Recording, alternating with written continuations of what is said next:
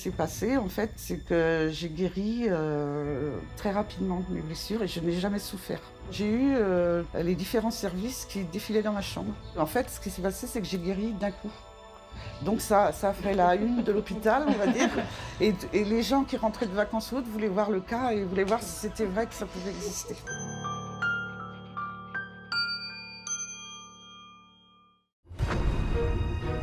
Depuis la nuit des temps, il serait des millions à avoir vécu l'impensable.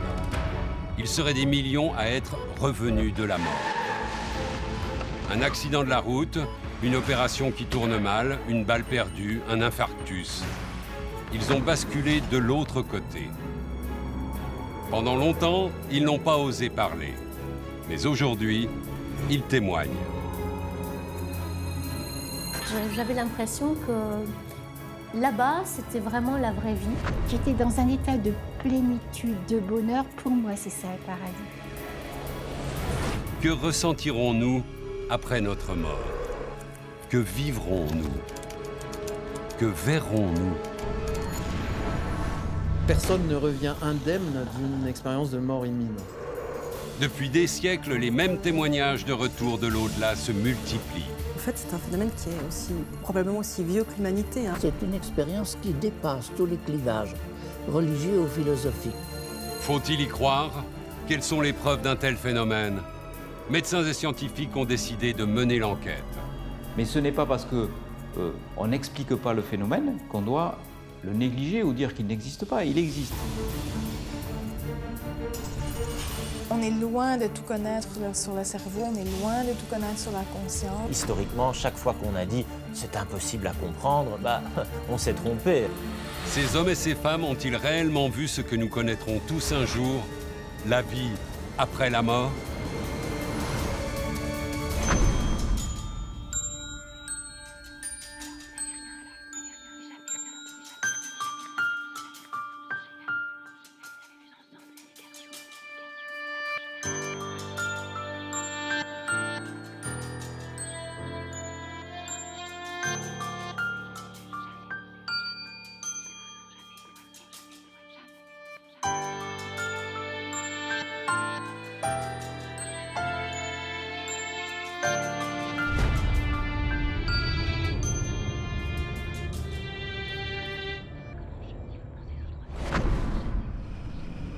Y a-t-il une vie après la mort?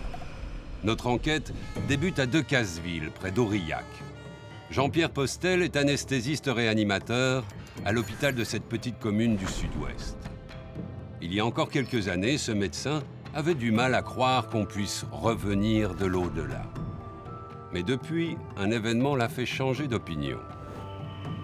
En 2007, le docteur Postel est près de son père pour vivre avec lui ses derniers moments. Il est accompagné de sa femme et de son fils. À l'instant précis où survient le décès de son père, Jean-Pierre Postel éprouve une sensation très étrange.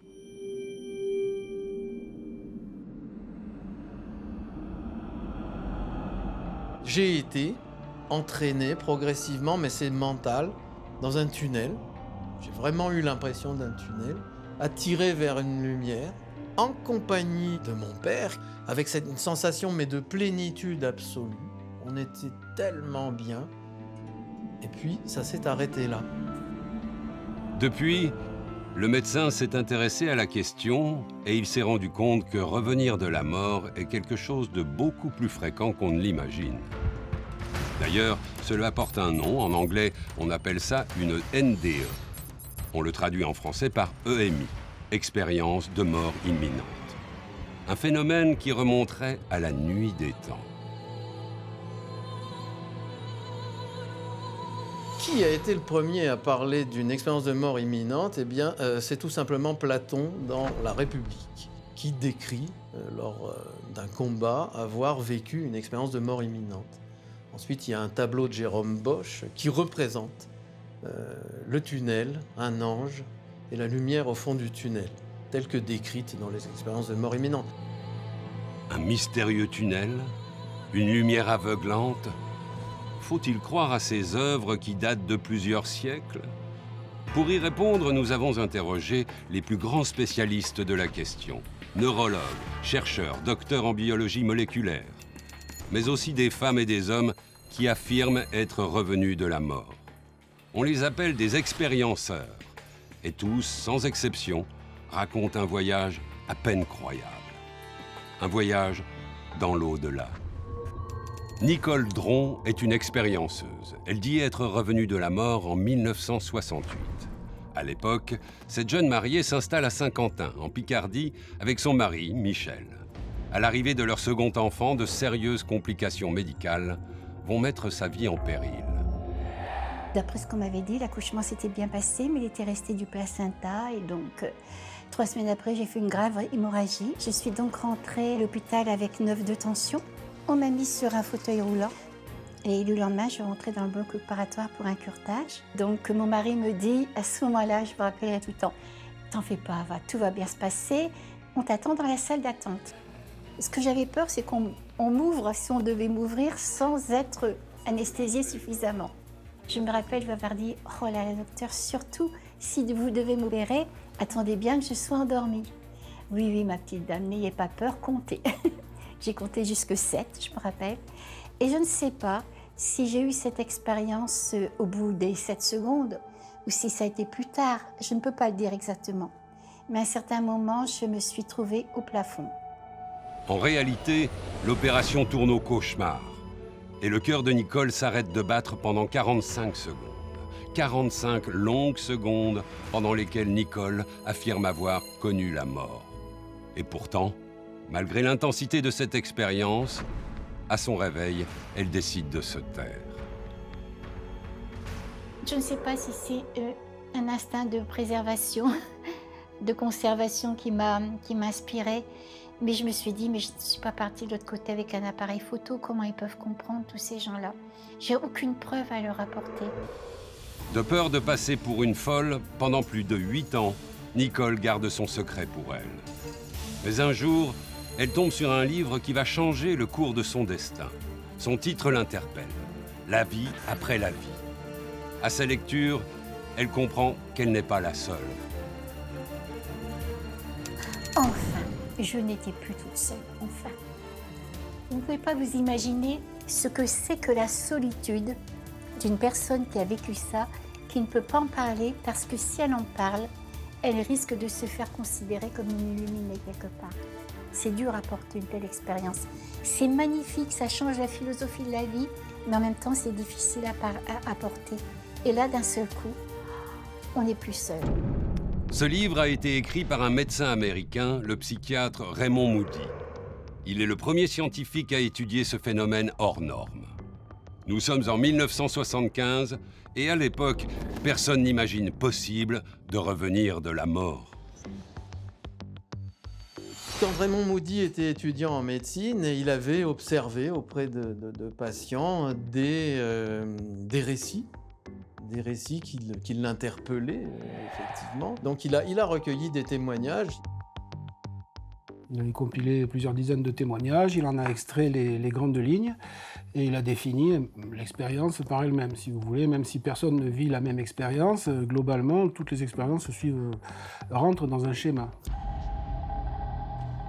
Et il a publié ce livre, La vie après la vie, publié à plus de 13 millions d'exemplaires. Ça a été un succès planétaire. Il a été traduit, je crois, en 17 langues. Il a lui-même été inondé de courriers. Enfin, des gens l'ont contacté du monde entier en disant « mais c'est exactement ce que j'ai vécu, personne n'en parlait, je pensais que j'étais seule au monde ». Donc ça a eu un impact très fort, déjà, je dirais, pour les expérienceurs. C'était une libération. C'était tout d'un coup, voilà, la parole était libérée, on pouvait en parler. 13 millions de lecteurs se sont passionnés pour ce livre. Cela signifie-t-il que les expérienceurs se compteraient par millions? Alors, il y a eu un certain nombre de sondages qui ont été réalisés dans le monde. C'est-à-dire qu'on a systématiquement interrogé des personnes qui avaient été ranimées suite à un arrêt cardiaque pour savoir si elles avaient vécu quelque chose de particulier. Et là, les différentes études, on va dire, ça tourne autour de 10-15% des personnes qui rapportent avoir vécu une expérience de mort imminente. Donc, c'est quand même pas négligeable, hein. Dans les premiers temps, on croyait que c'était une expérience assez exceptionnelle. Et actuellement, d'après les dernières estimations dont j'ai eu connaissance, on estimait qu'il y avait environ 30 millions de personnes à avoir fait cette expérience en Europe et environ 20 millions aux États-Unis. Donc on est maintenant devant une masse considérable, pas de témoins, et ça donne une bonne base pour les enquêtes. Plusieurs dizaines de millions de personnes seraient revenues de la mort en moins de 50 ans. Autant de destins différents qui répondent à la question que nous nous sommes tous posés. Que se passe-t-il après la mort? Et tous racontent en détail les différentes étapes de ce processus surnaturel.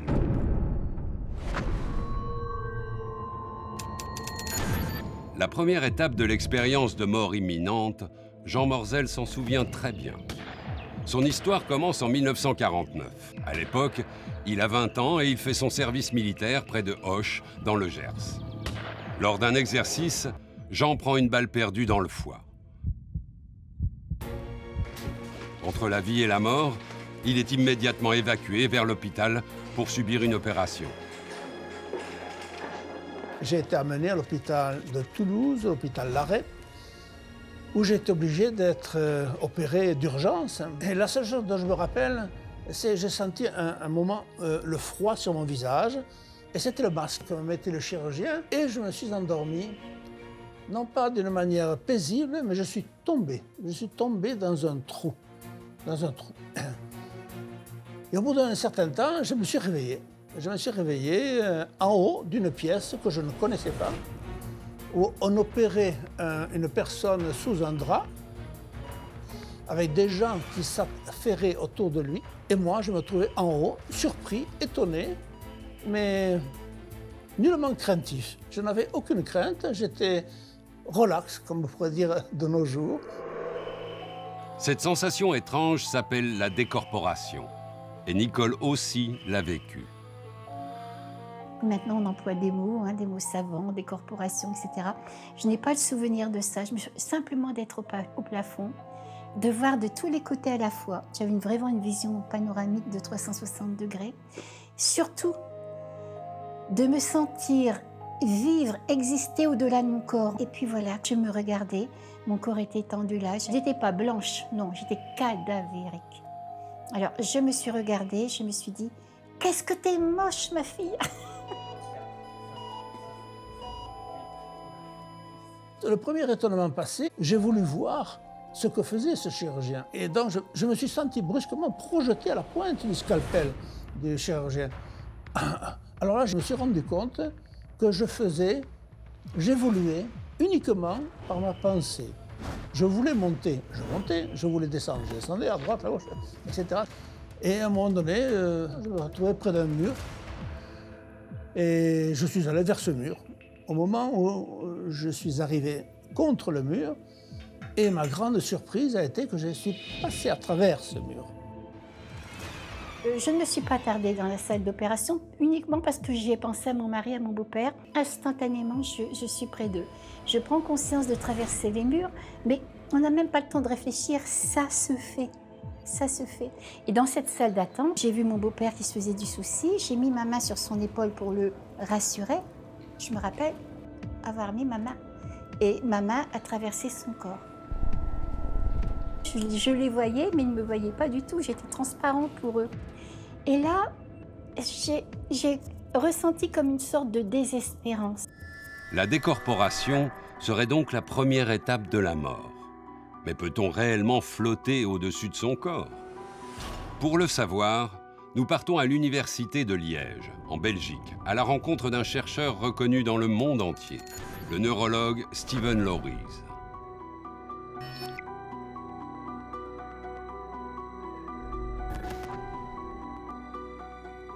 Comment expliquer que certains de ces personnes qui ont eu une expérience de mort imminente vont traverser les murs, vont voir des choses impossibles à percevoir de leur point de vue physique? Je pense que c'est très difficile, je pense que c'est fascinant, mais le défi, c'est d'essayer de l'expliquer. Et justement, il y a une dizaine d'années, 2 neurologues ont fait une découverte aussi imprévue qu'étonnante. Ils ont découvert par pur hasard, quand Dr Blank stimulait une partie ici du côté droit au milieu du cerveau, cette femme lui a dit bah, là j'ai quitté mon corps, et il a pu le reproduire et je pense que c'est extrêmement intéressant. Élément troublant. La décorporation pourrait donc être provoquée sur une personne en bonne santé grâce à de simples électrodes.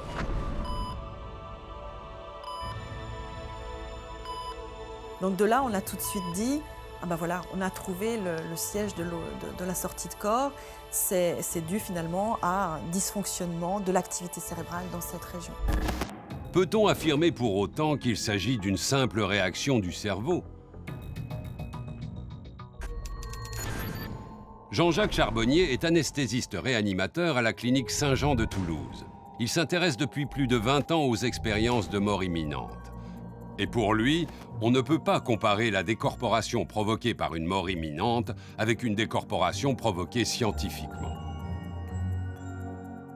Ce n'était pas une sortie de corps, c'est-à-dire que les personnes étaient capables de voir leur corps comme si elles étaient situées dessus, dessous ou sur le côté, mais incapables de décrire autre chose. Ce qui se passe à distance, dans une autre pièce, dans une salle d'attente, dans un autre bloc opératoire ou même dans un appartement situé à plusieurs kilomètres de là. Là, vous pouvez stimuler toutes les zones du cerveau que vous voulez, vous n'obtiendrez jamais ça.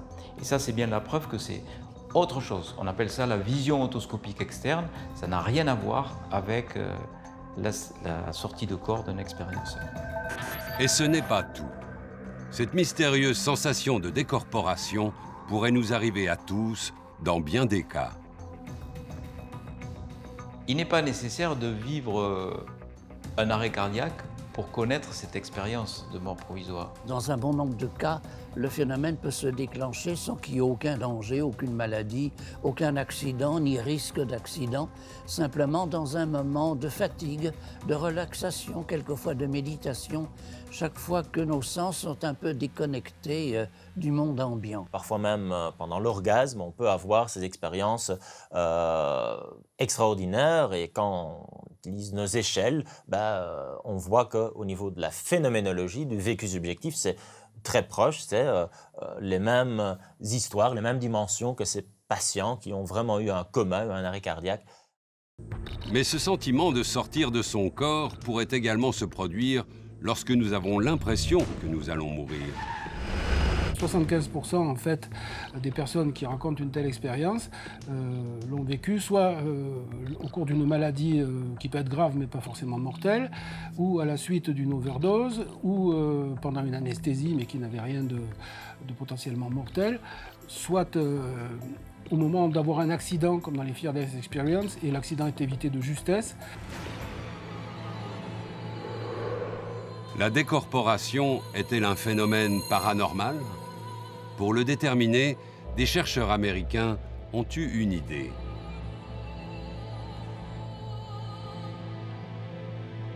Il y a deux équipes qui ont équipé des salles d'opération avec des cibles près du plafond, qui sont donc pas visibles depuis la table d'opération, dans l'espoir que dans la bonne salle d'opération, une personne aurait un problème, un arrêt cardiaque ou quelque chose qui lui ferait vivre une NDE, que dans cette NDE, il y aurait une sortie de corps, que dans cette sortie de corps, la personne se trouverait au bon endroit pour voir la cible, qu'elle la verrait, qu'elle s'y intéresserait, qu'elle la mémoriserait et qu'ensuite, elle rapporterait l'information au personnel qui a assisté à l'opération.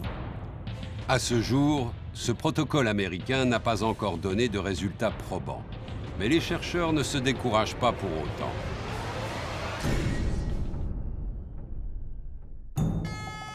En France, à l'hôpital de Decazeville, dans le sud-ouest, depuis que le docteur Postel a changé d'avis sur la vie après la mort, lui aussi s'est mis en tête de trouver des preuves. Il a même mis en place son propre protocole et tout repose sur de simples enveloppes.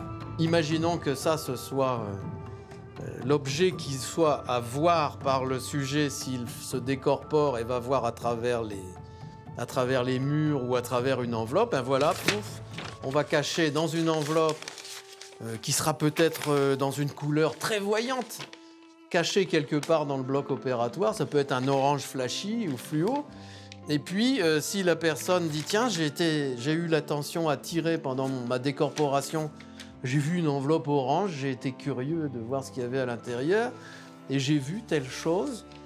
Si cette chose cachetée par l'huissier n'est connue que de l'huissier lui-même, on avance. » Mais pour l'heure, ce protocole non plus n'a rien donné. C'est encore non vérifié actuellement. C'est tout ce qu'on essaye de faire, d'essayer de vérifier. Ceux qui disent revenir de la mort ne doutent pas un instant. D'ailleurs, leurs souvenirs sont intacts sur leur incroyable voyage dans l'au-delà. Un voyage particulièrement troublant.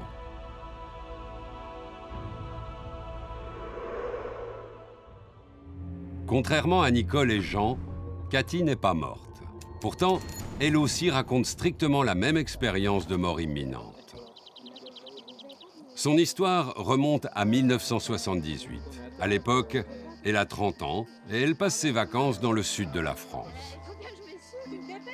Nous étions donc dans un camping. L'entrée des sanitaires avait un perron de quelques marches, 3 ou 4 marches.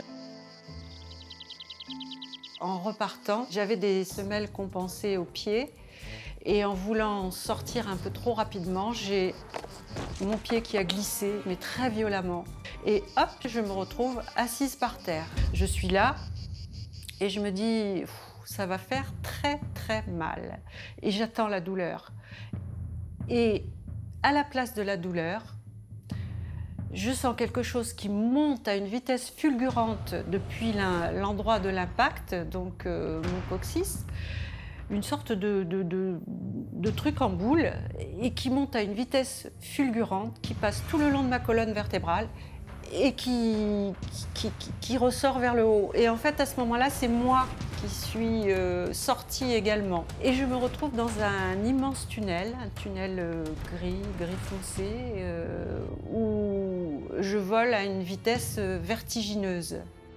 Le tunnel, tous le décrivent comme la deuxième étape de l'EMI, juste après la décorporation. Et arrivé en haut de ce tunnel, je me suis retrouvé devant un espace noir. Je me rappelle, j'entendais des sons, j'avais des couleurs, je sentais des présences diaphanes près de moi. Le tunnel était très large, donc je n'ai pas pu le toucher, mais il me semblait qu'il n'avait pas de matière. Quand brusquement, au fond, j'ai vu une lueur, comme le soleil un jour d'hiver se lève. Et cette lueur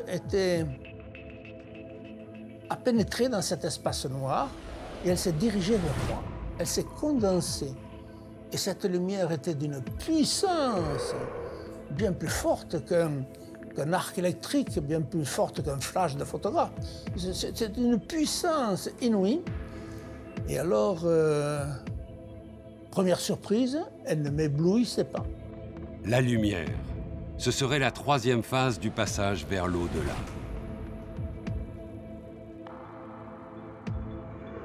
La lumière a pris tout l'horizon et c'est le plus beau moment de ma vie. Le plus beau moment de ma vie. Parce que la lumière, ce n'est pas que la lumière, c'est un océan d'amour, mais un amour, on n'a même pas idée ici sur la Terre. Et cette lumière également paraît vivante. Et nous sommes à l'unisson. Je suis dedans. Et je me sens transfusée par ce qu'elle est. Cette lumière, elle était pour moi. Elle m'aimait. Et cet amour inconditionnel qui était autour de moi m'a fait vivre des instants fabuleux, merveilleux, exceptionnels. J'étais heureux, bien heureux. Je ne peux pas exprimer ça autrement. C'est un amour qui restaure, qui comble. Moi, je revenais chez moi. J'étais dans ma patrie et j'ai su, mais alors d'une façon formelle, qu'il n'y a que la vie, que j'étais éternelle. Un sentiment d'amour absolu et d'immortalité. Mais plus incroyable encore, ces expérienceurs vont ressentir un pouvoir hors du commun. toute la connaissance est là, mais c'est pas une somme de savoir livresque, c'est pas ça. C'est d'un seul coup on est intelligent, mais aux dimensions de l'univers, on sait tout. J'ai conçu des choses extraordinaires, à savoir que j'avais la connaissance totale. Je savais tout, je connaissais tout. Les mathématiques, la génétique, la géographie, je connaissais tout. Alors que Dieu sait que je ne connais que peu de choses. Ces récits semblent à peine croyables. Et pourtant, un élément continue de troubler même les plus sceptiques. Les mêmes images d'Euhémie reviennent toujours, quel que soit le pays, l'époque et surtout l'âge des expérienceurs. Car certains vivent ce phénomène très jeunes. Le père François Brune est prêtre. Il est l'auteur de nombreux ouvrages concernant la théologie, la spiritualité et surtout la vie après la mort. On a un certain nombre de témoignages d'enfants qui sont parmi les plus convaincants parce que les enfants n'ont pas pu entendre parler de ce genre d'expérience ou lire quoi que ce soit sur la question. Et puis les enfants, en général, ne mentent pas quand ils racontent ce qui leur est arrivé. Il y a quelques cas, mais pathologiques que l'on connaît. Mais la plupart du temps, ils sont sincères. On voit bien que ce qu'ils racontent, c'est qu'ils l'ont vécu. Plus incroyable que le récit que font les enfants qui ont vécu une Euhémie, leur dessin. Alors pour les enfants, on a le récit oral, bien entendu, mais avec les enfants, le dessin joue souvent un très grand rôle. Les enfants aiment bien dessiner, ils font de beaux dessins pour maman, pour papa, et là, on leur demande. La seule différence avec des adultes, c'est que les enfants ne vivent pas ce que l'on appelle la revue de vie. Ce moment où notre vie défile. Pour mieux comprendre ce phénomène, nous partons en Suisse, à Genève, rencontrer une spécialiste de la mort, Evelyne Elzheiser-Valarino. Une thanatologue qui, depuis près de 25 ans, consacre la majeure partie de son temps à l'étude des Euhémies et notamment à la revue de vie. Ils revivent dans un temps extraordinairement rapide, où certains disent en dehors du temps, tous les éléments importants de leur vie. Donc c'est une expérience extraordinairement pédagogique et importante pour la suite de leur vie. Donc ils revivent une situation conflictuelle ou heureuse. Ils sont non seulement eux-mêmes, ils comprennent leur point de vue, le point de vue des personnes qui étaient impliquées dans ce qui s'est passé, et en plus ils se voient comme des observateurs. Alors quand vous donnez un coup de poing, n'y allez pas trop fort, parce que bientôt vous allez le ressentir vous aussi.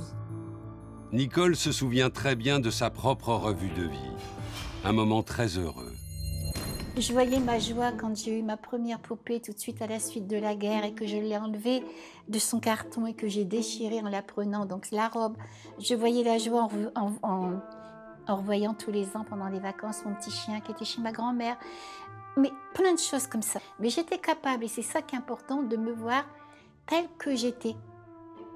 Comme si je regardais quelqu'un d'autre, quoi, avec la distance qu'il faut. Les expériences de mort imminente semblent toujours heureuses. Pourtant, comme nous le découvrirons plus tard, certains vivent un vrai cauchemar au moment de mourir. Après la revue de vie, quelle est la suite du voyage dans l'au-delà? Pour le savoir, nous partons rencontrer une autre expérienceuse. Elle s'appelle Nicole, elle vit dans la banlieue de Montpellier. Son Euhémie date de mai 2003. Nicole Canivanque vient de passer un entretien professionnel. Elle est heureuse car elle vient d'être embauchée. Nicole veut prévenir son mari, mais au moment de saisir son téléphone,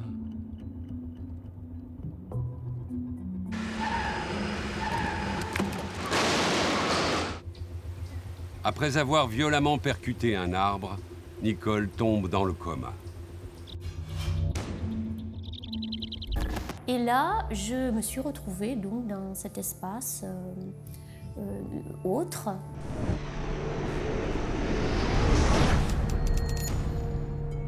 C'est-à-dire que j'étais à l'envers, donc le ciel était en bas, l'herbe était en haut. J'ai vu que j'avais pas de corps, mais j'étais un peu surprise, mais sans plus. Voilà, je me suis vraiment réadaptée tout de suite. Et là, bon, j'ai vu cette herbe de la prairie très vivante. Vraiment, pour moi, voilà, vivant, ça veut dire doté d'une conscience, d'une forme de conscience. Évidemment, c'est pas la même que nous. C'était comme si j'étais rentrée à la maison. J'étais rentrée dans ma patrie de lumière. Et donc, c'était un grand bonheur. C'était voilà, la béatitude, peut-être. Toujours aussi troublant. Là encore, les expérienceurs semblent tous avoir vécu la même chose. Tous racontent en effet le même paysage heureux et difficilement descriptible. Pas d'être humain, pas de maison, pas de relief, rien. Vraiment, où suis-je? C'est un no man's land. Je me suis assise près d'un arbrisseau, c'était de la lumière d'eau. Je regardais des fleurs. Il y avait d'autres couleurs, des couleurs pastel que je ne connais pas là. Puis en même temps, les sons devenaient couleurs et vice-versa. Je me suis rendu compte que je n'étais pas plus importante, moi, en tant qu'humain, qu'une note de musique, qu'une goutte d'eau sur une feuille, qu'une rose, qu'un parfum. Non, je faisais partie de la grande vie. J'avais l'impression que là-bas, c'était vraiment la vraie vie, la vraie famille, la grande famille spirituelle de lumière. Et puis qu'ici, bon, c'était, oui, une autre réalité, mais en fait, éphémère aussi, ponctuelle. Alors que l'autre côté, c'est plus la totalité, en fait. Ces témoignages font curieusement penser à l'image que nous avons tous du paradis. Les expérienceurs seraient-ils simplement influencés par les clichés sur l'au-delà que nous avons tous en tête? Pour les spécialistes, c'est l'inverse. Je pense que toutes ces expériences de mort imminente, où on va se trouver dans une sorte de parc extraordinaire, merveilleux, c'est cela qui est à l'origine de notre théorie du paradis, pas qu'on retrouve dans quantité de religions. On pourrait dire, en fait, ces symboles ont été créés parce que des gens ont fait des NDE, ont vécu cette expérience, sont revenus avec ce témoignage-là, et après on s'est imaginé exactement la lumière, le tunnel, etc. Et ce sont devenus après des symboles religieux. Les expériences de mort imminente ont toujours été rapportées depuis les textes les plus anciens qu'on peut trouver. Et justement, il y a des gens, des auteurs qui vont avancer que les expériences de mort imminente auraient façonné la religion et les symboles religieux, justement. À en croire ceux qui ont vécu cet extraordinaire phénomène, au moment de mourir, nous revivons notre vie. Nous traversons un long tunnel qui nous conduit vers une lumière, puis un paysage merveilleux. Mais que se passe-t-il après? Et surtout, comment et pourquoi ces gens sont-ils revenus à la vie?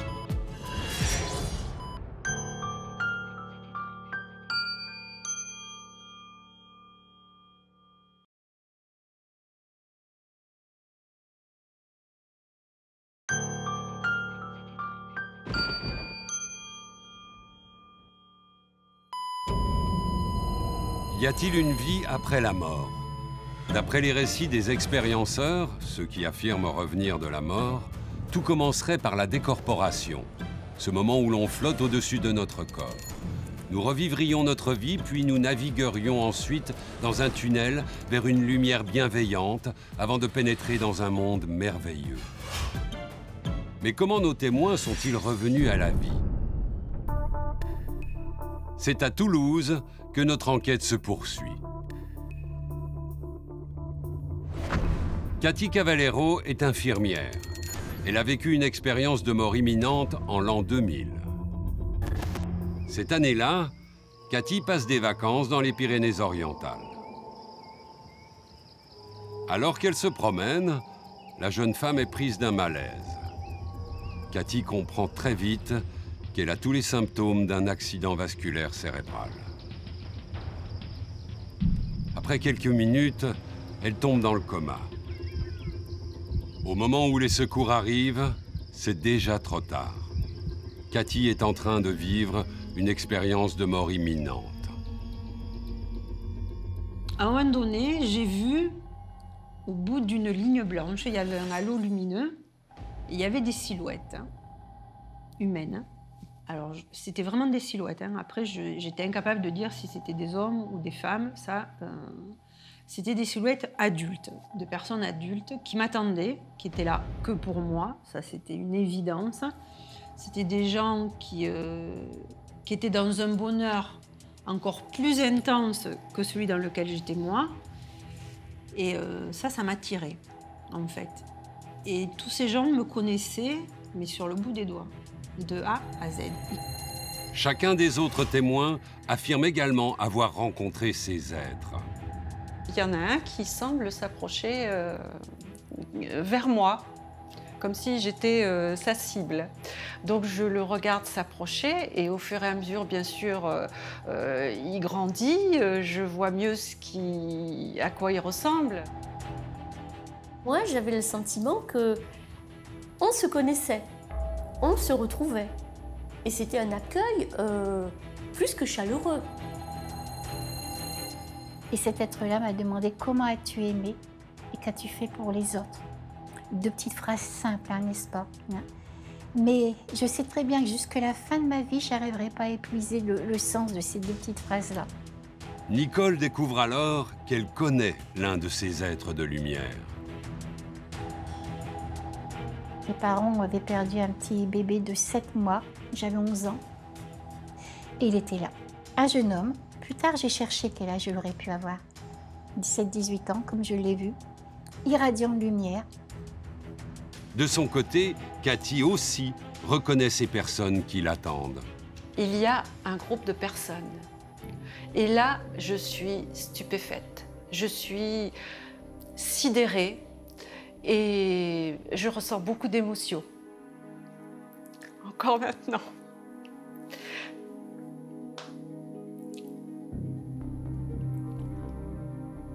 Parce que, à ce portail, il y a toute ma famille. Et ils ont l'air, mais en parfaite santé. Ils sont en pleine forme. Ils sont rajeunis. Ils sont beaux. C'était quelque chose de magnifique de les voir comme ça.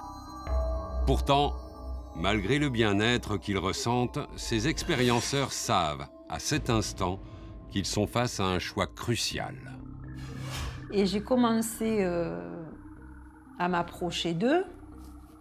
Et plus je m'approchais, et plus en même temps j'avais conscience que j'allais atteindre un point de non... que si j'entrais dans cette lumière, en fait, c'était le point de non-retour. Je ne reviendrai pas. On m'a demandé aussi si je voulais rester de l'autre côté ou revenir. Je peux vous dire qu'on n'a pas envie de revenir. J'entends une voix qui me dit, mais gentiment, on ne te veut pas. Je me dis, tiens donc, elle ne me veut pas. Et alors le terme exact, ce que je pense à ce moment-là, c'est elle est gonflée, pourquoi elle ne me veut pas? Je vais y aller quand même. Et là, pour la 2e fois, cette voix qui s'impose et qui me dit, on ne te veut pas, tu ne veux pas comprendre, tu t'obstines à avancer, je vais te montrer pourquoi on ne te veut pas. Et là, je vois ma tombe, il n'y a pas de doute, c'est la mienne, elle est toute seule, au milieu du noir. Et devant ma tombe, il y a les 2 enfants de mon ami qui sont extrêmement malheureux, qui sont très tristes, qui pleurent toutes les larmes de leur corps. Et au bout d'un certain temps, malheureusement, cette lumière s'est éloignée. Et c'est là où, en fait, j'ai pris la décision, et je prends la décision, mais réellement, c'est vraiment une décision de faire machine arrière. C'est vraiment un choix, parce que la facilité, et je le mesure encore plus maintenant, la facilité, c'est de partir. Parce que c'est agréable, c'est confortable, c'est pas douloureux, c'est hyper rassurant.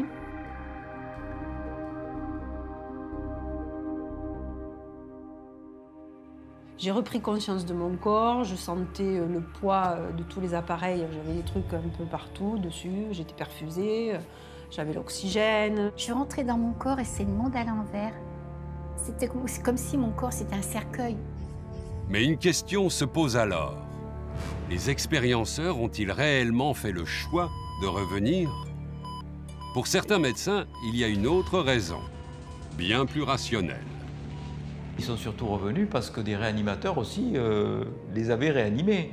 Parce qu'il est sûr que sans massage cardiaque, sans défibrillateur, sans adrénaline, eh ben, un cœur qui est arrêté, il ne repart pas tout seul. Assez souvent, je connais des cardiologues qui se sont fait engueuler par une personne, ils étaient tout contents. Oh, je vous ai ramené à la vie, je vous ai sauvé la vie, tout ça. Mais ça va pas, non, j'étais tellement bien. Ça, j'ai entendu ça, je sais combien de fois. Le fait d'avoir de plus en plus de défibrillateurs fait qu'il y aura de plus en plus d'expérienceurs. En se perfectionnant, la médecine sauve toujours plus de vies et ramène plus de gens de la mort. Mais finalement, à quel moment peut-on considérer qu'on est réellement mort ?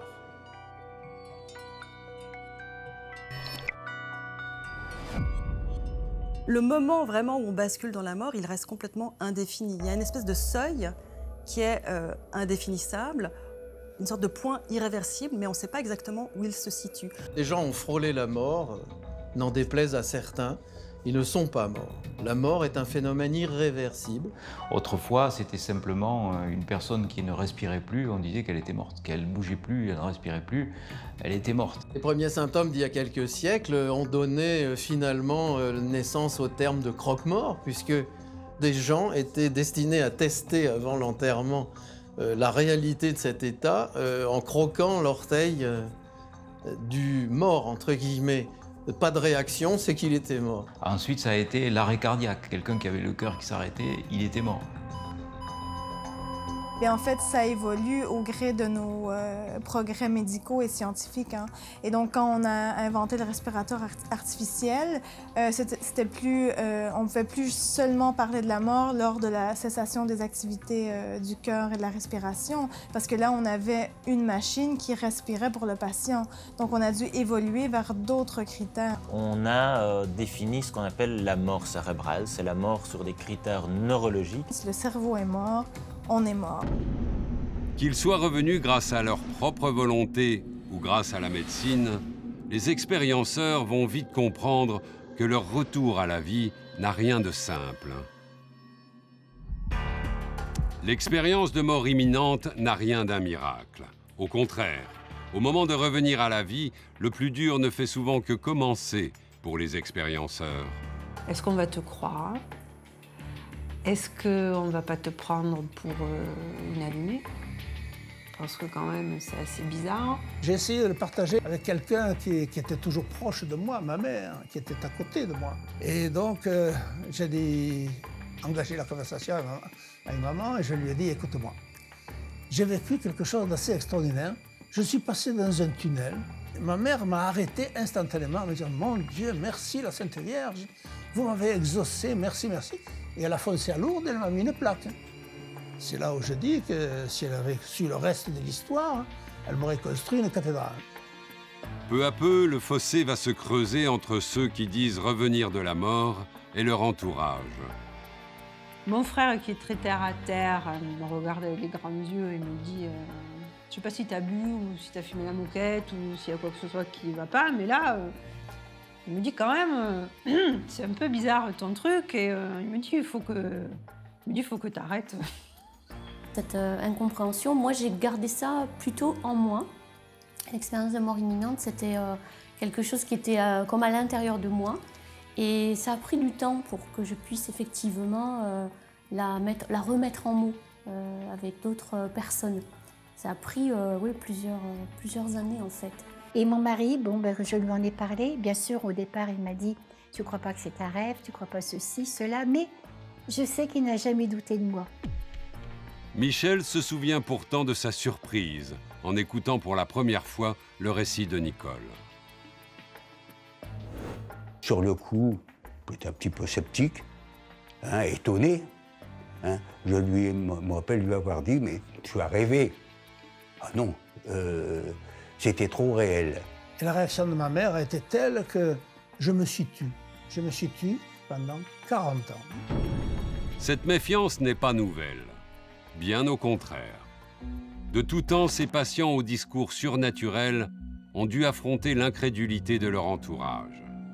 Diagnostiqués comme atteints de troubles mentaux par le passé, certains expérienceurs ont même été internés en hôpital psychiatrique. Ça m'est arrivé de lui dire, bon, attention, à qui tu dis ces choses-là, parce que tu vas passer, tu risques l'asile. Effectivement, il y a des personnes qui ont fait des expériences comme ça et qui ont été en asile psychiatrique. Hein. Dans les premiers temps, s'ils insistaient trop, ils se trouvaient très vite entourés de blouses blanches et on leur faisait un certain nombre d'injections, jusqu'à ce qu'ils cessent de raconter toutes ces bêtises, qui redeviennent normaux, entre guillemets. Et moi, c'est ce que j'ai vu de prime abord. Si j'en parle, je vais aller voir le psychiatre et je vais être internée. Donc ça me faisait très peur. C'est rare que ça puisse être accueilli, là aussi, avec de l'ouverture et de la sérénité. C'est souvent en face, quand c'est dans la famille, en face, elles vont rencontrer de la peur. Et quand c'est dans le milieu médical, elles vont rencontrer de la dénégation et voire de l'inquiétude. Incapables d'expliquer ce qu'ils ont vécu, les expérienceurs s'enferment peu à peu dans leur solitude. Ils ont souvent du mal à retrouver un sens à leur vie. Ils passent des fois par un moment de dépression, de désorientation, de remise en question. C'est vraiment un moment très difficile parce qu'ils vivent une vie qui n'est plus la leur, qui n'est plus en accord avec les nouvelles valeurs qu'ils ont. Et là, et c'est ça qui est difficile, il faut qu'ils trouvent un moyen d'emprunter un nouveau chemin pour être en harmonie avec ce qu'ils ont vécu. Plus compliqué encore, ceux qui reviennent de la mort n'ont plus du tout les mêmes préoccupations. Les êtres qui ont vécu ça reviennent complètement transformés, complètement bouleversés. Ils vont complètement se détacher des valeurs matérielles de ce monde la plupart du temps. Ils vont comprendre que ce qui compte le plus sur cette planète, ce n'est pas la superficie de sa maison, la reconnaissance sociale, le nombre de ses voitures. S'agit-il de simples troubles psychiatriques ou d'une réelle expérience fantastique? Certains éléments ne peuvent que semer le doute. Jean Morzel, le militaire qui a reçu une balle perdue, se souvient encore de la conversation qu'il a eue avec son médecin quelques jours après son opération. Alors je lui dis, au fait, docteur, quand même, vous avez mal fait votre travail. Parce que... Et pourquoi? Il me dit, parce que je me rappelle, à un moment donné, vous aviez mon foie sur votre main droite, vous l'avez passé sur votre main gauche et vous l'avez entaillé. Ah oui, oui, exact, c'est vrai, on te l'a dit. Et non, je dis, je l'ai vu. Il me dit, comment tu l'as vu? Et on te l'a raconté. Et je lui dis, non, je l'ai vu. J'étais au-dessus, là, près de la lampe, vous savez, que vous aviez au-dessus. Lampe qui est dégueulasse, d'ailleurs, je lui ai dit. Il y a plein de poussière. Ah bon? Alors, il est resté quoi? Plus incroyable encore, lors de son expérience, Nicole, cette jeune femme qui a connu la mort après des complications médicales, aurait eu des visions prémonitoires.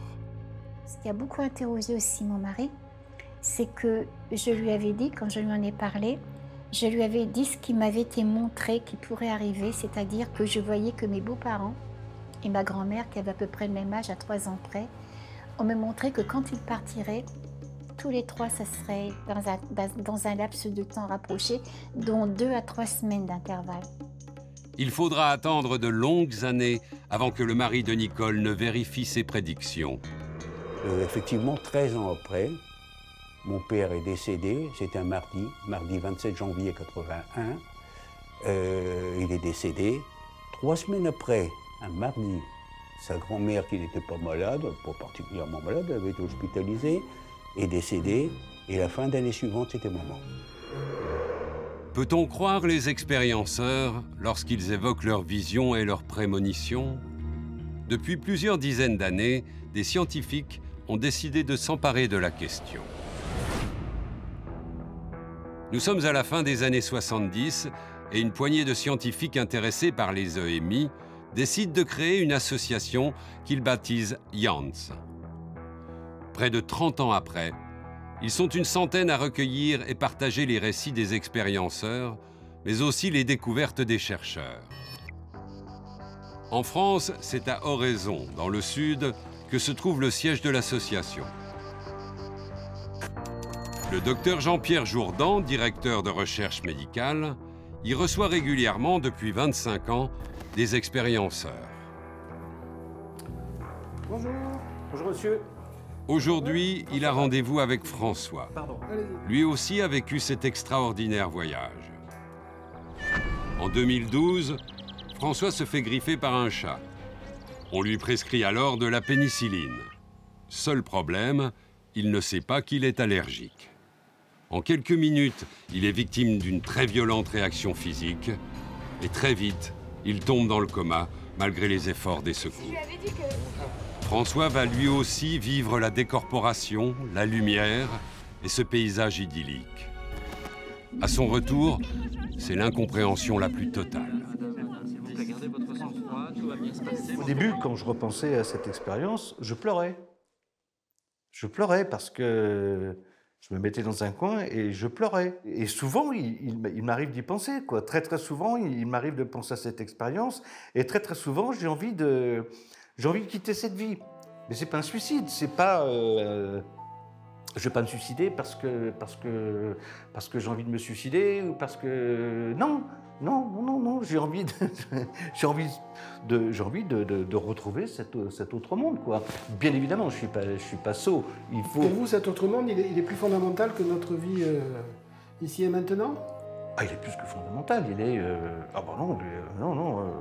Là, ici, c'est le chaos. Je suis là aujourd'hui, je suis un peu un bâtard, entre guillemets. J'ai connu quelque chose d'extraordinaire.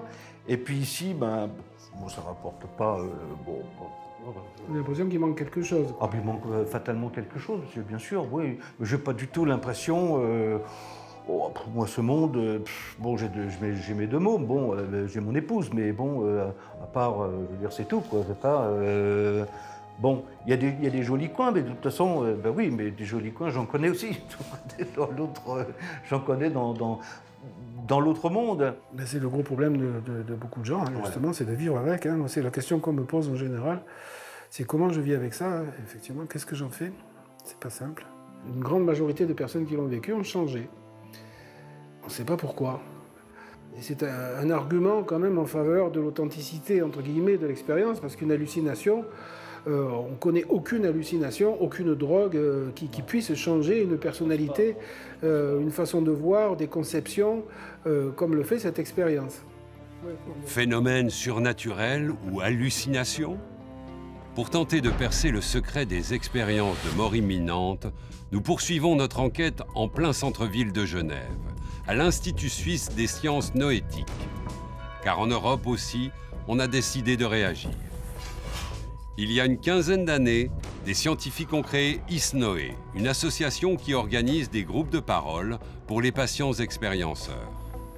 Ici, chacun peut raconter son histoire librement. Une petite révolution.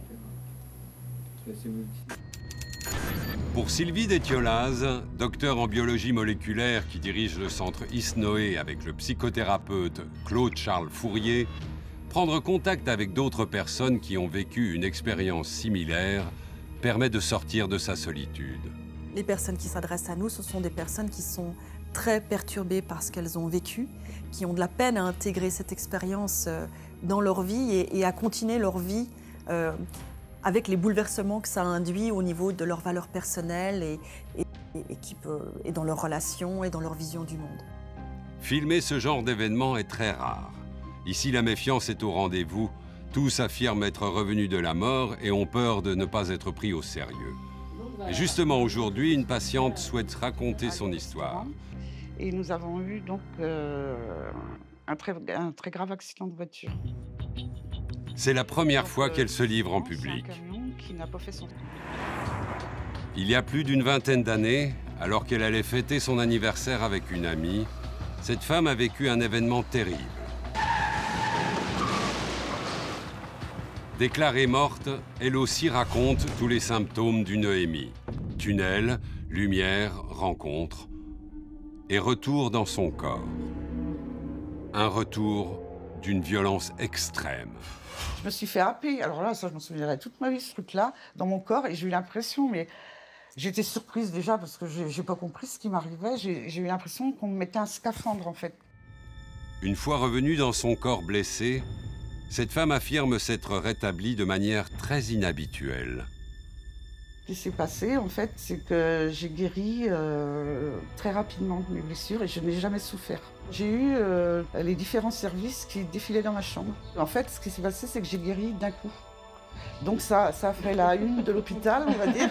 Et les gens qui rentraient de vacances hautes voulaient voir le cas et voulaient voir si c'était vrai que ça pouvait exister. Les miracles, le monde médical a du mal à y croire. Les scientifiques ne voient souvent dans les EMI que des réactions normales de notre cerveau.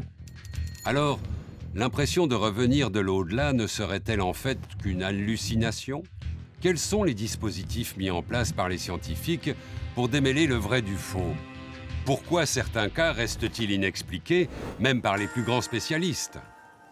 Pour les scientifiques les plus sceptiques, l'intégralité des phases décrites par les expérienceurs n'aurait rien de surnaturel. Elles seraient tout simplement provoquées par leur cerveau.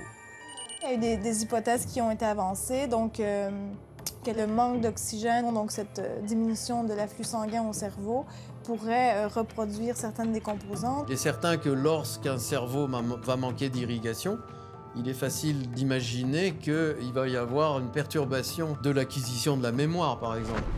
L'impression de naviguer dans un tunnel aurait aussi pour origine une simple explication cérébrale.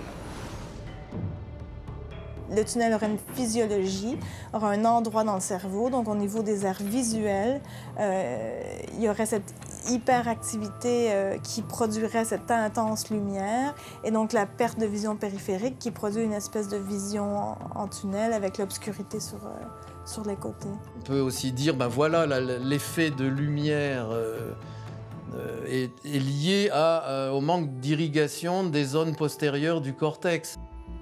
Mais ce n'est pas tout. Même le sentiment de plénitude et d'amour pourrait trouver une explication scientifique. Il serait dû à des hormones, là encore sécrétées par le cerveau, dans des situations précises. Beaucoup vous disent avoir perçu un bien-être immense, s'être ressenti parfaitement bien. Alors, ce qu'on a rapproché de la sécrétion d'endorphines. Si vous êtes bourré d'endorphines, vous allez être bien, puis ça va s'estomper petit à petit. Des Allemands dans les années 90 qui étudiaient le phénomène de la syncope chez des sujets sains et se sont rendus compte que quand les gens revenaient de leur perte de conscience transitoire, ils disaient « je me suis senti extrêmement bien, j'ai vu des scènes de mon passé, je me suis vu au-dessus de mon corps ». Quand on rêve, on peut aussi traverser des murs, on peut parfois avoir des visions du futur, rencontrer d'autres personnes, parfois décédées. Les expériences de mort imminente n'auraient donc rien de surnaturel. Tout ça fait qu'on dit, ben voilà, ce sont des hallucinations qui peuvent aussi être provoquées par les drogues que l'on va être amené à utiliser en anesthésie ou en réanimation. On connaît les effets psychédéliques de la kétamine, par exemple, qui s'approche du LSD. L'impression de revenir de la mort pourrait entièrement être provoquée par notre cerveau. Pourtant, un cas d'expérience de mort imminente vient contredire l'ensemble de ces affirmations. Le cas d'une jeune femme devenue très célèbre car elle a réussi à semer le doute aussi bien chez les expérienceurs que chez les scientifiques. Qui est cette patiente ? En quoi son histoire est-elle troublante? Et comment les plus grands spécialistes mènent-ils l'enquête pour déterminer si ces phénomènes sont scientifiques ou surnaturels?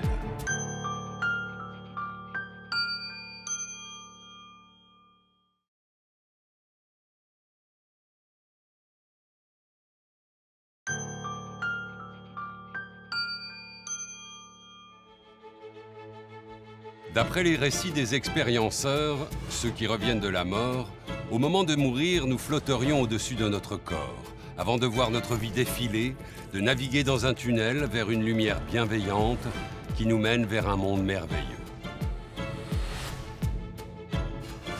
Mais pour certains scientifiques, l'ensemble de ces impressions serait entièrement provoqué par notre cerveau. Alors, qui croire ? D'autant qu'il existe un cas de mort imminente qui sème le doute même chez les plus grands spécialistes. Et tout a démarré ici, aux États-Unis.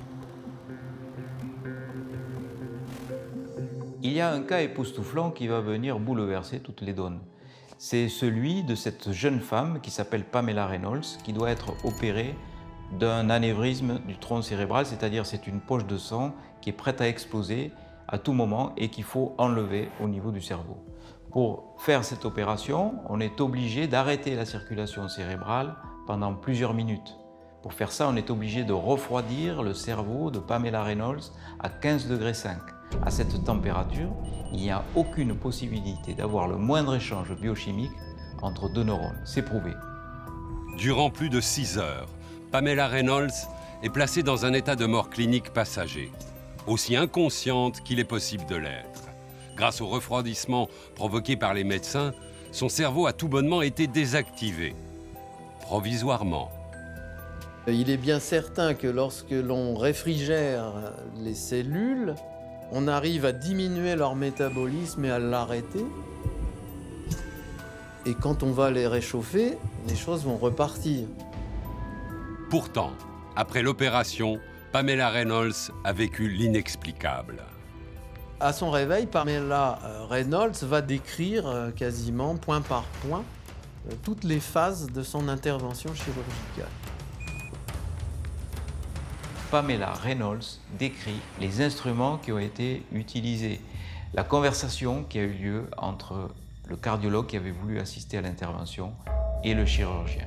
Pamela Reynolds, comme beaucoup de ces patients en expérience de mort imminente, nous raconte tout d'abord qu'elle se sentait bien, qu'il n'y avait plus de douleur, qu'elle a entendu des voix, qu'elle a entendu la chirurgie, la scie même, parce qu'il y avait des interventions, de la choix de la veine, des problèmes qu'ils ont rencontrés, etc. Dans ce cas de Pamela Reynolds, tout a été colligé sur un cahier de bloc, tout a pu être contrôlé. Il n'y a aucune contestation possible. Il y a eu des témoins et toutes les personnes ont bien raconté la même chose. Le cardiologue qui était là et qui avait eu cette conversation avait bien dit ça au moment où le cerveau ne fonctionnait plus. En état de mort cérébrale, Pamela Reynolds a donc bel et bien vécu un phénomène de décorporation. Et ça, personne ne peut expliquer pourquoi. Je pense que l'intérêt du cas est là, d'avoir un cerveau qui est extrêmement limité dans son activité et que cependant, Pamela nous raconte une phénoménologie, un vécu subjectif extrêmement riche. Comment l'expliquer? Je pense que ça, c'est un des défis. C'est sûrement, historiquement, l'expérience en milieu médical, la première expérience qui a vraiment commencé à interpeller les scientifiques.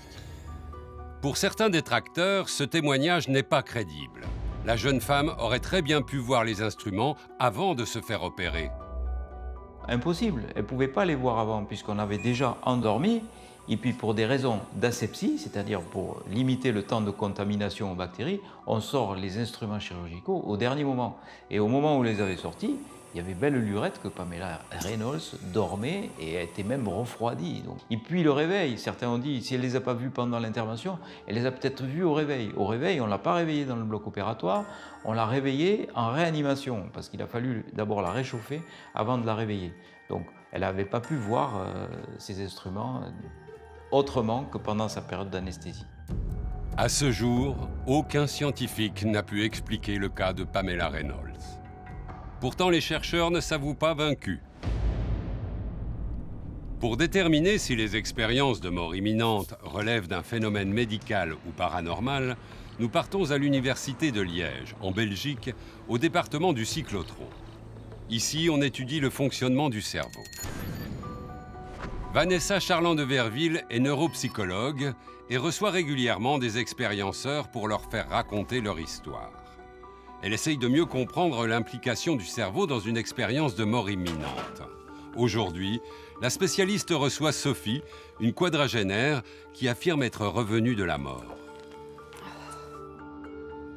Ce qui s'est passé, j'avais 17 ans à cette époque-là et je devais me faire opérer pour la 1e fois. Je suis arrivée à la salle d'opération et puis à un moment donné, ce qui a été bizarre, c'est que j'ai vu toute mon opération. Mais j'étais plus dans mon corps, j'étais au-dessus. Je me voyais au-dessus, je voyais ce que les médecins étaient en train de faire et tout. Et à un moment donné, je me souviens que le médecin a dit « on a un problème, on la perd ». Et moi, je criais, je disais non, non, non, je suis là, mais on ne m'entendait pas. Et c'est là que je me rendais compte que, voilà, moi je voyais tout, j'entendais tout, mais les autres ne me voyaient pas. Sophie finit par réincorporer son corps. À son réveil, elle essaye de se confier. Et en fait, j'ai expliqué ça aux médecins aussi, aux chirurgiens. Bon, est-ce qu'ils m'ont cru ou pas, j'en sais rien, parce que je vous parle de ça il y a... Ouf, j'avais 17 ans, donc il y a plus de 20 ans que ça s'est passé, donc... Après l'entretien, la neurologue emmène Sophie faire un scanner de son cerveau. Mais rechercher d'éventuelles séquelles s'avère particulièrement compliqué. On croit que toutes les composantes d'une expérience de mort imminente peuvent avoir une explication donc neurologique, peuvent avoir un corrélat cérébral et d'essayer de voir à ce moment-là dans leur cerveau qu'est-ce qui se passe. Bien entendu, on ne peut pas être là quand ça se produit. Et donc, on essaie de voir si justement, donc, il n'y aurait pas laissé une cicatrice suite à cela. Aujourd'hui, rien à signaler sur le scanner. Alors, puisqu'explorer le cerveau ne donne rien, certains médecins tentent une autre méthode. L'un d'eux en particulier s'y attelle avec acharnement. Cet interne au CHU de Reims s'appelle François Lallier. Faute de réelles recherches sur les EMI en milieu hospitalier, ce jeune étudiant en médecine n'hésite pas à mener sa propre enquête parmi les dossiers de patients tombés dans le coma. Et tout ça dans le cadre de son mémoire. Quand je rentre chez moi, je prends mon téléphone et j'essaye d'appeler des personnes pour voir si elles se souviennent de quelque chose ou pas de leur arrêt cardiaque pour éventuellement trouver des expériences de mort imminente. Les armes de François, une liste de noms et son téléphone portable. Je crois que des fois, j'appelle 10 patients d'affilée pour qu'il y en ait au moins un qui réponde. Hein. C'est pas facile, pas évident. Allô ? Bonjour, vous êtes sur la messagerie. J'ai ressorti, donc c'est-à-dire analysé à ce jour 223 dossiers. Et puis pour 223 dossiers, j'ai réussi à interroger environ 70 personnes. Et parmi ces 70 personnes, j'ai 12 cas. Le numéro que vous avez demandé n'est pas attribué. Allô ? Oui, bonjour, excusez-moi de vous déranger, je suis François Lallier, je suis interne au CHU de Reims. En fait, je voulais savoir si vous vous souveniez de quelque chose de votre période d'arrêt cardiaque. Pas du tout. Pas du tout. Non, le trou. Après plus d'une dizaine d'appels, la patience du jeune interne finit par payer. Est-ce que par hasard, vous avez la sensation d'avoir fait, ou le souvenir d'avoir fait des rêves un petit peu particuliers, des rêves que vous n'arriveriez pas à expliquer, ou des choses un peu bizarres hein? Je pense que quand j'étais dans le coma, des rêves, je me retrouve dans une espèce de pirogue, vous voyez, dans un endroit assez, on va dire la jungle, quelque chose comme ça, mais un endroit, on dirait pas en vacances, entre guillemets, où là, dans une espèce de pirogue, on passe en dessous d'un pont, et au fur et à mesure que j'avance, il y a plusieurs ponts, et je me retrouve à la fin, le dernier dans cette fameuse barque. Une espèce de pirogue. À ce moment-là, on décolle pour que je me retrouve donc sur l'espèce de pont. Et là, on commence à m'arracher les ongles.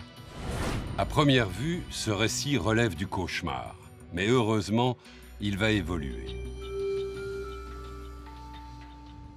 On a l'impression d'être le roi du monde, une sensation de bien-être absolu.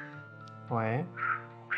Sans avoir de décor spécial, hein. On est en haut d'une colline, il y a quelques arbres, on domine l'horizon, on va dire, on est légèrement surélevé, comme si on était sur une colline. Un vent tout frais, il fait super beau. Bah écoutez, merci beaucoup, et puis je vous laisse alors. Pour notre interne en médecine, ce témoignage est précieux. Il permet d'éclairer un autre champ des EMI. Moi, à mon sens, il faudrait intégrer cette question-là dans chaque interrogatoire médical. pour tout simplement pouvoir en parler un petit peu aux patients après. C'est comme n'importe quelle donnée médicale, il faut la recueillir pour pouvoir l'étudier. Ce témoignage que vient de recueillir le jeune interne a de quoi laisser perplexe. Avant d'atteindre la sensation d'amour absolu, l'expérienceur est passé par une phase de douleur et de solitude. Cela ne correspond pas à ce qu'on entend habituellement. Il faut dire que dans certains cas d'expérience de mort imminente, le paradis semble devenir l'enfer.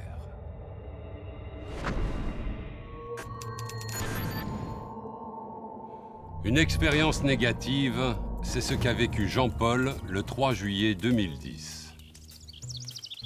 Ce jour-là, il prépare un barbecue avec sa femme et son beau-fils.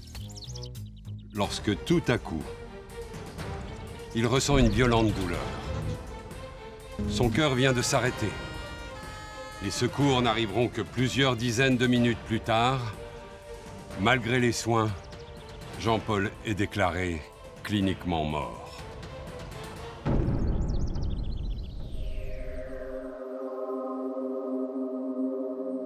J'étais allongé et je me suis retrouvé assis, comme ça, à regarder,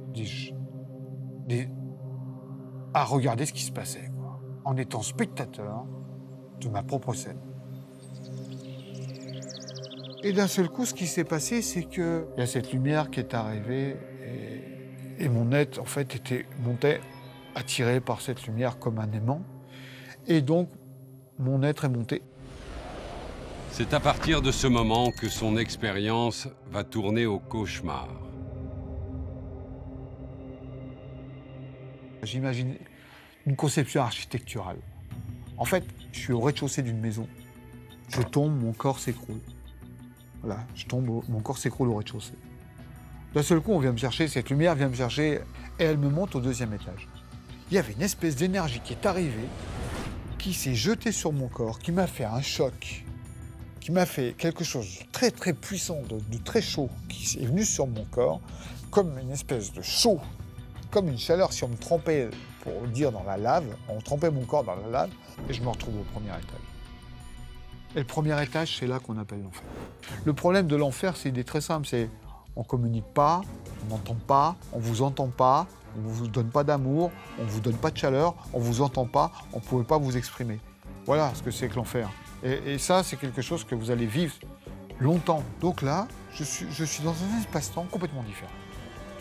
C'est-à-dire que mon être part à une vitesse de la lumière à 300 000 mètres secondes, si on veut, qui se trouve qui est conditionné par une haie, parce que la maison est toute entourée d'une haie, d'accord? Et donc je vois la lumière là. Et je suis bloqué dans cette haie, et qu'est-ce que cherche mon corps? Jean-Paul aurait rencontré à cet instant son frère et son père, tous deux décédés il y a plusieurs années. Et je les ai retrouvés tous les deux comme je vois, et eux-mêmes ont dit non, t'as rien à faire là, toi. Toi, t'as rien à faire ici. Alors tu retournes dans ton corps. Et c'est là que je suis retourné dans mon corps. Il respire! Les récits de personnes revenues de la mort ont permis de dénombrer plusieurs types d'expériences obscures. On les appelle EMI infernales ou encore NDE négatives. Ça peut être ce qu'on appelle les NDE de type infernal, où là on est vraiment à l'opposé de l'expérience positive, donc quelque chose qui correspond assez bien à notre vision classique de l'enfer, où la personne va descendre dans un endroit sombre, où il y a des milliers de gens qui croupissent, qui ont chaud, qui hurlent, qui ont mal, il y a des flammes, il y a des entités démoniaques, donc vraiment quelque chose d'assez cliché, on va dire. Ensuite, il y a les expériences dénuées de sens, où là, la personne se retrouve dans une sorte de vide, de néant, où elle est complètement seule et elle a l'impression que ça va être comme ça pour l'éternité, ce qui déclenche une terreur énorme. Et puis parfois, il y a des formes qui apparaissent, c'est toujours des formes géométriques, dont se dégage une sorte de sentiment d'ironie, un petit peu comme si elle se moquait de l'expérienceur, parce que celui-ci n'a pas encore compris que finalement rien n'a de sens, parce que rien n'a réellement existé. Que ce soit sa vie, sa famille, ses amis, l'univers, tout ça, rien n'a existé et n'était qu'une illusion.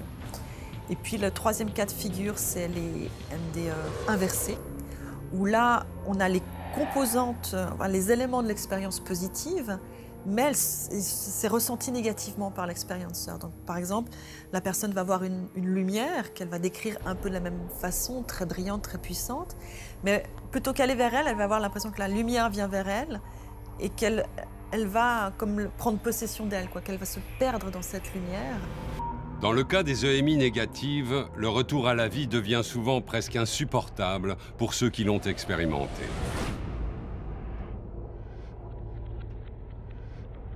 Nous avons très peu d'expériences négatives dans les récits car les gens ont peur d'en parler.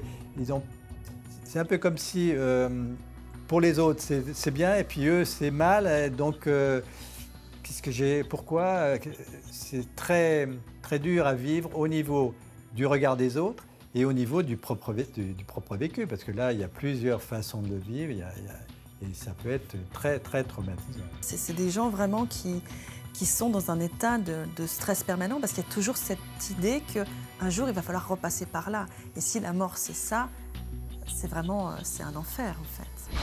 Ces expériences négatives ne représenteraient qu'une minorité des cas répertoriés. Mais elles ajoutent un peu plus de trouble à la complexité du phénomène et au mal-être de ceux qui l'ont vécu. Alors, pour se réadapter, certains expérienceurs n'hésitent pas à se battre à leur manière. Je me suis dit qu'il fallait en parler. Il fallait que j'en parle et que si ça m'était arrivé à moi, c'est que c'était pas pour rien que ça m'était arrivé à moi. C'est qu'il fallait que je fasse des conférences, il fallait que je parle. Des conférences, Nicole Canivanc en organise régulièrement. Nous retrouvons à Paris cette expérienceuse victime d'un accident de la route. Aujourd'hui, elle raconte son histoire à un public fasciné. Vivre une telle expérience, ça peut paraître comme le rêve, peut-être pour certains de vous dans la salle. Oui, c'est comme un rêve, mais en même temps, c'est bouleversant. Parce que quand on revient, on est vraiment frappé par le manque d'amour sur cette terre. Et du coup, c'est quand même très compliqué et très douloureux. Ces gens-là, c'est important qu'ils entendent ce qu'on peut dire, parce que du coup, ça va les rassurer. C'est déjà une libération d'être rassuré par rapport à une éventuelle folie. Et puis du coup, ensuite, parfois, il y en a qui viennent me voir à la fin. Et ils me disent « Ah oui, ce que vous avez dit, c'est ça, c'est ce que je ressens, merci ». Parce que pour eux, ils n'ont peut-être pas assez mouliné leur expérience encore dans leur intérieur. Alors, ils ne savent pas la mettre en mots et puis dire après « Mais qu'est-ce que ça change pour moi ?»